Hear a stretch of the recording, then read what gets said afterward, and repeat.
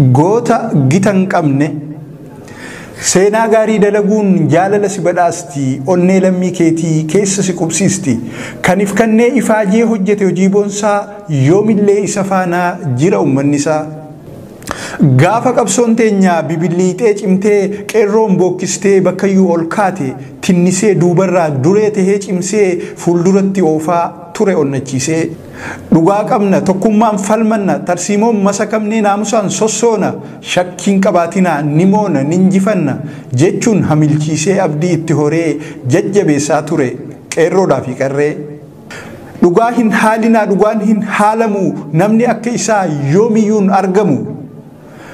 gamanaaf gamasis mil'atee dubbisee ganamaaf galgalas ummata caqasee karaa irra wayyaa qoratee hubatee siyaasaa ammayyaan ormas injifate yeroo inni jalqabaa eegalu sochiisaa jarri arganii ciminaaf ulfinasaa jalatti siqanii laalanii akka waliin dalagu kajeelan yaadanii keessi isaa sabboonummaan kan guutame ilaalcha isaanii dideetiin morme itti dhaadateen eenyummaa isaatiin dhugaa itti hime osoo hin dhaamotiin ani of tahee jiraataadha yoomillee I am Oromo first arraafi borullee jeeti miidiyaa addunyaa gubbatti oromummaan dursuu hime alagatti leelliftoota sirna kalee rifachiisee oromoota mataa nu ol qabachiise qabsoo finiinseetii osoo addan dhaabin neetworkis hidhate qeerroodhaa waliin qilleensa oromiyaa guutuu hordofee ummata isaa waliin mariis itti fufe fakkeenya godhachaatii goottan isa duraa xurree isaan baasan irraas dhufe arra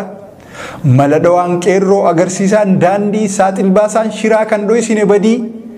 sodaa takka malee qoma isaa dhootee aantummaadhaan falmee as gahe jabaatee xiinxalee xiyyeeffannoon akeeka takka jalan galtu tilmaameeti beeka ulfaataa namaa sanyii saba guddaa kabajaatu malaaf ilma abbaa gadaa goota gitan qabne leenca fakkii namaa Jawaar Muhammad tokkicha akka kumaa hayyu duree qeerroo xiinxalaa siyaasaa mataan nuufaa bulu yoomiyyuu nu boonsa xiinxalee xiyyeeffannoon akeeka takka jalan galtu tilmaameeti beeka ulfaataa namaa sanyii saba guddaa kabajaatu malaaf ilma abbaa gadaa goota gitan qabne leenca fakkii namaa Jawaar Muhammad tokkicha akka kumaa hayyu duree qeerroo xiinxalaa siyaasaa mataan nuufaa bulu yoomiyyuu nu boonsa barreessaaf dhiyeessaan an Hamza Amaani